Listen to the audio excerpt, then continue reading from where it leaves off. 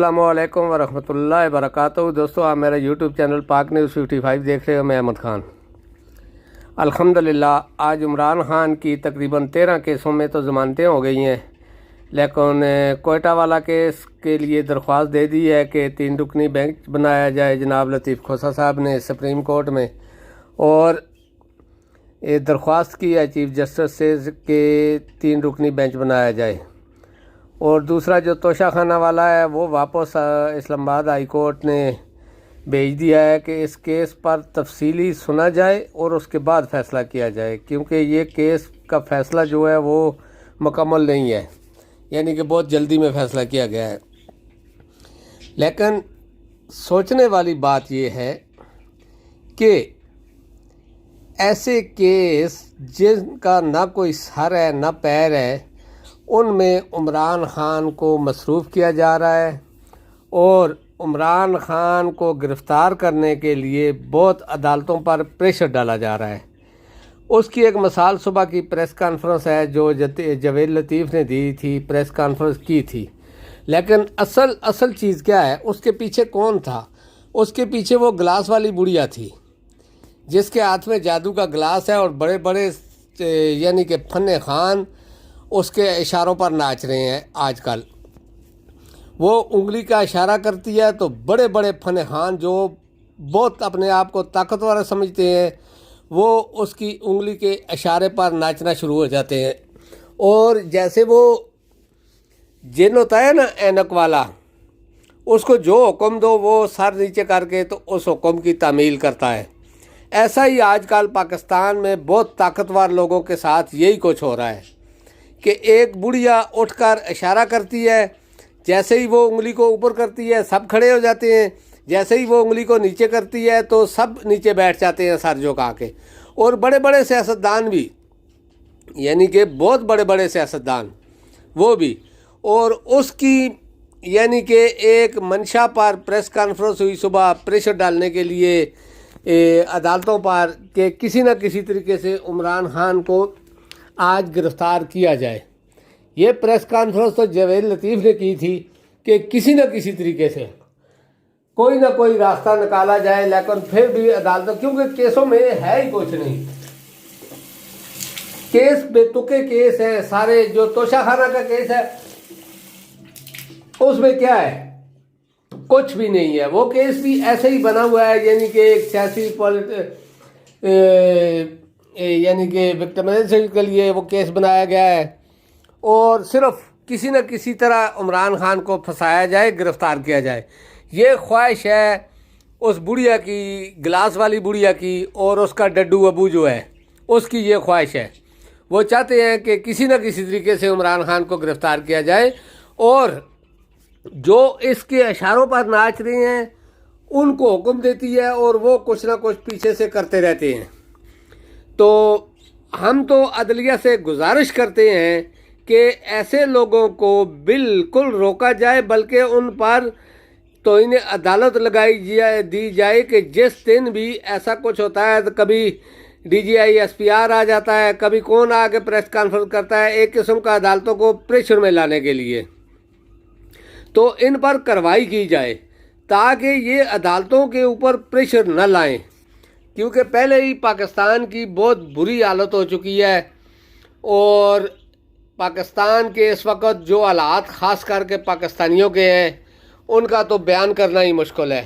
اور اوپر سے وہ ڈار جو ہے، میں صاحب تو اس کو نہیں بولوں گا، ڈار، وہ اوپر سے مذاق بھی کرتا ہے کہ پاکستان میں اب بہت سستائی ہو گئی ہے، یعنی کہ ہر چیز سستی ہو گئی ہے۔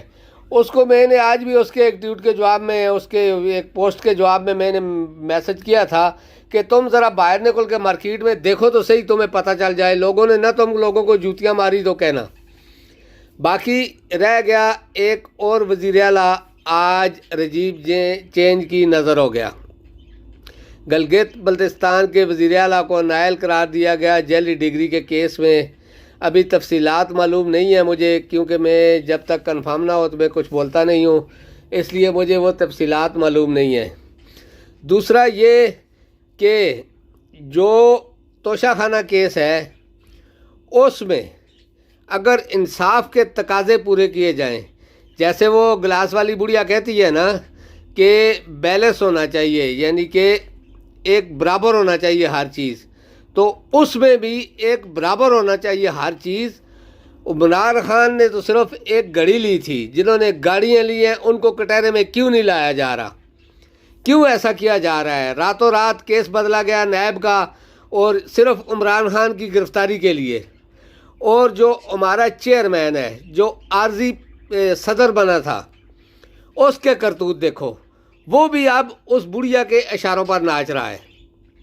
ایسا آدمی، ایسے بے غیرت لوگ پاکستان میں لیڈر بنے ہوئے ہیں کہ اس کو امانت کے طور پر دے کر گیا تھا صدر پاکستان، لیکن اس نے اس امانت میں بھی خیانت کی، راتوں رات اٹھ کر سگنیچر کیے، ایک نیا قانون پاس کیا، یعنی کہ وہی نیب جس کا قانون پہلے تھا اس کو انہوں نے اپنے فائدے کے لیے تو ختم کر دیا تھا، اب صرف عمران خان کے لیے ایک وہی قانون دوبارہ انہوں نے منظور کیا تاکہ عمران خان کی گرفتاری میں کوئی رکاوٹ نہ آ سکے۔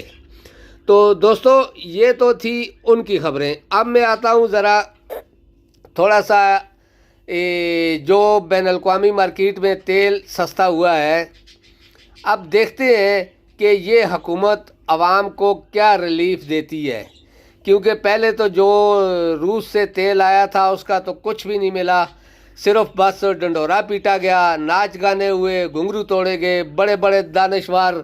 میں آج بھی ایک پوسٹ دیکھ رہا تھا کہ ایک گنجا سا ٹکلا سا موٹکو سا بالکل نواز شریف کی طرح ایک اینکر صحافی کہہ رہا تھا کہ نواز شریف چوتھی بار پاکستان کا وزیر اعظم بنے گا۔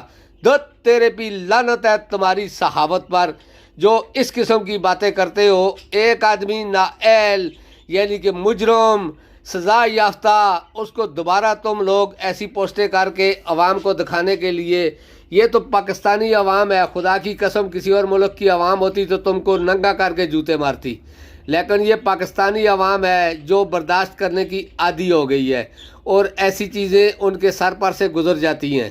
چاہے کوئی وزیر اعظم بنے ان کو اس سے اب کوئی مطلب نہیں، کیونکہ حالات ایسے پیدا ہو گئے ہیں پاکستان میں کہ آپ یقین کرو کہ پاکستانی کوئی بھی اب یہ نہیں سوچتا، وہ سوچتے ہیں کہ دوسرے وقت کا کھانا کیسے کھائیں گے۔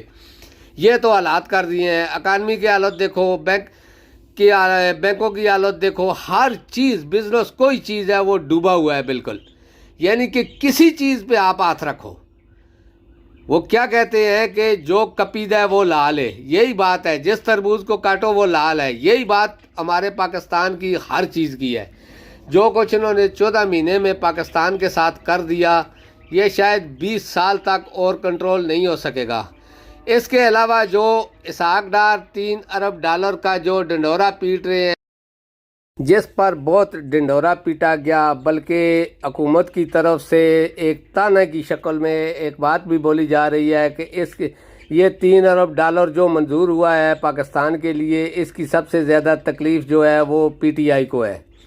تو میں ان سے پوچھنا چاہتا ہوں کہ کیا انہوں نے تم کو اپنی نانی کا صدقہ دیا ہے؟ اس سے تکلیف تو پاکستانیوں کو ہی ہوگی نا، کیونکہ 80% پاکستانی تحریک انصاف کے ساتھ ہے، اور اگر وہ 80% پاکستانی نہیں ہے تو ان کو تکلیف نہیں ہوگی۔ تم نے جو قرضہ لیا ہے، یہ قرضہ لیا ہے نا، انہوں نے تم کو خیرات تو نہیں دی جو تمہاری پوزیشن ہے خیرات مانگنے والی، تو تم کس خوشی میں یہ ناچ گانا کر رہے ہو؟ یہ 3 ارب ڈالر بھی تقریباً 15-20 دن بعد تم کھا جاؤ گے، کچھ چوری کر لو گے، کچھ کرپشن کی نظر ہو جائے گا، یہ 3 ارب ڈالر بھی ختم ہو جائے گا۔ جب 20 ارب ڈالر نہیں بچا تو یہ 3 ارب ڈالر کیا چیز ہے جو تمہارے آگے؟ تو اس چیز پر ناچنے کا کیا فائدہ ہے؟ اور جو شرطیں تم نے مانی ہیں IMF کی، اس کا اندازہ ذرا باہر نکل کے غریب عوام سے پوچھو کہ ان کے ساتھ کیا ہو رہا ہے۔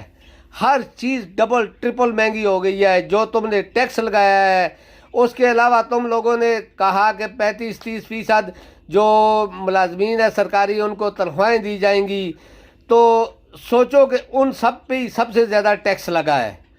تو تم اس چیز پر کس وجہ سے ڈانس کر رہے ہو کہ تم کو وہ 3 ارب ڈالر مل گیا؟ کیا تم نے کوئی ادھر کیا بولتے ہیں وہ ڈالی ہوئی تھی کمیٹی، وہ پیسہ ملا ہے تم کو؟ ایک قرضہ لیا ہے، بغیرتوں کو شرم کر جاؤ، قرضہ لے کر بھی تم ناچ گانا شروع کر رہے ہو، قرضہ بھی ٹرپل سود پر۔ تو اس پر بھی تم ڈانس کر رہے ہو. تم کو اتنا احساس بھی نہیں کہ تم پاکستانی عوام کے ساتھ کیا کر رہے ہو. یہ پیسہ، یہ $3 ارب بھی تو 15-20 دن بعد ختم ہو جائے گا. تو پھر کیا کرو گے تم؟ ڈالر 300 سے اوپر جائے گا. صرف ابھی تھوڑا سا نیچے آیا ہے کیونکہ ڈالر آئے ہیں، لیکن وہ ڈالر بھی 9 مہینے کے حساب سے آئے ہیں. تو تم کس چیز پر ڈانس کر رہے ہو؟ کس چیز پر تم لوگ ایسا کر رہے ہو؟ تو سب سے بڑی بات تو یہ ہے کہ پاکستانیوں، آپ سے گزارش ہے کہ جو بے حرمتی قرآن شریف کی ہوئی ہے سویڈن میں، اس کے خلاف ایک بہت بڑا احتجاج کرو اور دنیا کو دکھا دو کہ پاکستان بھی اسلامی ملک ہے. کیونکہ یہ حکومت یا اس کے پالنے والے تو سوچ بھی نہیں سکتے کہ وہ پاکستانی ملک میں رہ رہے ہیں. اس لیے آپ سے گزارش ہے کہ آپ ایسا رد عمل دو سویڈن کو اور دوسرے ملکوں کو جو اس قسم کی حرکات کرتے ہیں، تاکہ ان کو پتہ چلے کہ دنیا میں ایک ملک پاکستان بھی ہے جو اسلام کے نام پر بنا تھا. تو کہنے کا یہ مقصد ہے کہ دنیا کو ابھی تک نہیں پتا کہ پاکستان اسلام کے نام پر بنا ہے، کیونکہ اس حکومت نے تو سب کچھ ختم کر دیا. تو دوستو اب تک کے لیے اتنا ہی. انشاءاللہ نیکسٹ ولاگ میں آپ سے ملاقات ہوگی. اللہ پاک آپ سب کو اپنی حفظ و ایمان میں رکھے. اللہ پاک پاکستان کو بھی سلامت رکھے اور عمران خان کی بھی اللہ پاک حفاظت کرے. سب بولو آمین. اللہ حافظ. السلام علیکم ورحمۃ اللہ وبرکاتہ.